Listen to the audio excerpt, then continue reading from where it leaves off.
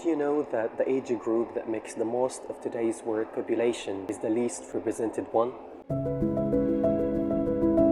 Hello everyone, this is Omar Freed from Egypt again. We're summarizing briefly the Module 2 of World Literacy Foundation. We learned three main things.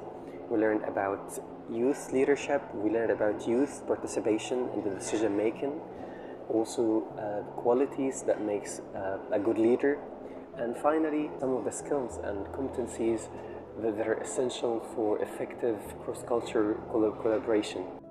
There is no doubt that there has to be correspondence between the personage that a specific age group occupies and their representation in the decision making, in policy making. Yet this rule is broken when it comes to youth. Only 4% of politicians and parliamentarians belong to youth age group. The majority of politicians, the majority of people in charge are too old, and that's why over 60% of youth report that they don't feel that their policies represent them in any way. This is the problem. Now, how can we address that?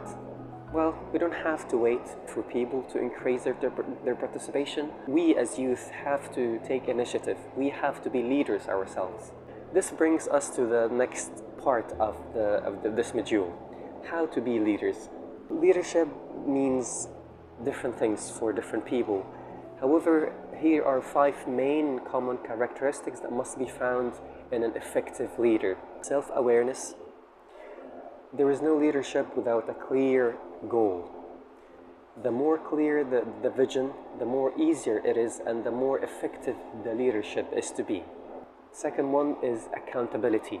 We have to be accountable. We have to take ownership of whatever we're advocating. Quality number 3, resilience. Everyone can lead when times are good, when there is nothing hard, when everything goes fine. But a true, real leadership is one who would lead even in times of uncertainty, even when it feels tough, even when nothing seems to work. The fourth quality, take an initiative. This is, in my view, the most important quality. The main distinction between a leader and anyone else is that a leader does not wait to take permission. So long as they believe in something, they do it automatically. They don't wait for anybody's permission, they don't wait for anybody's approval, but they take initiative, they are proactive.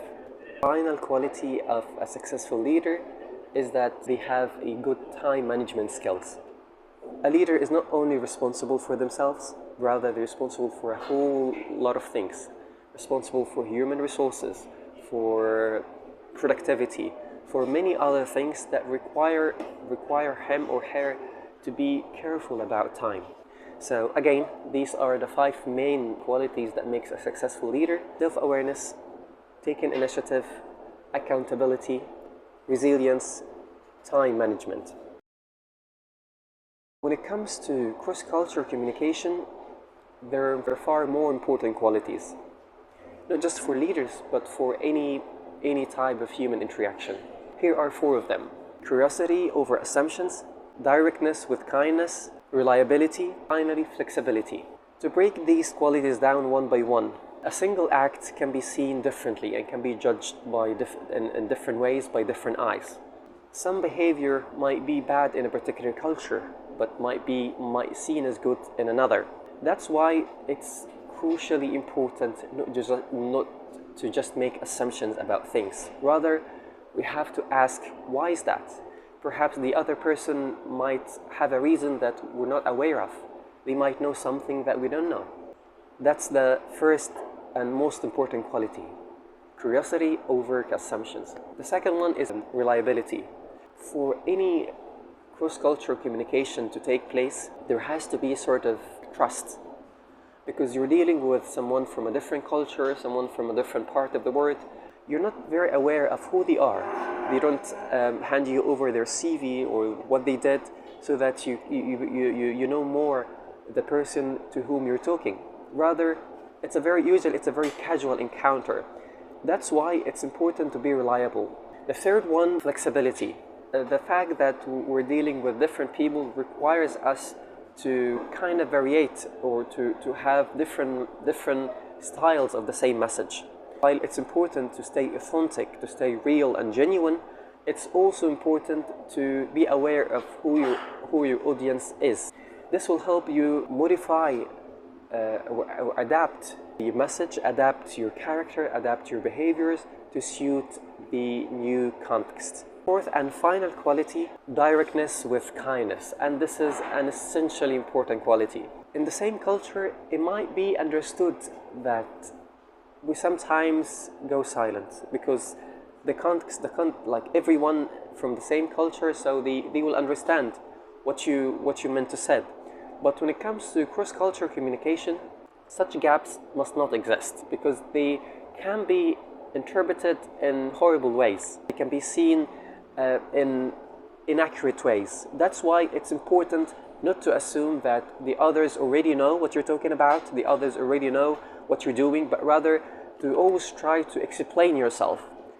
However clear the concept is to you, explain it to others. Assume that others know nothing about that, and you're the one who's going to introduce them to that concept. So these were the four main qualities that makes any cross-cultural communication a success. With this, the module ends, yet its benefits stay. It was really beneficial to me as it pushed me to reflect more, not just on what is going on around me, but what I can do. It directed my attention to my own potential and to the things that I need to make a difference, to make an impact in this world. That was a brief summary of Module 2. Thank you so much for listening.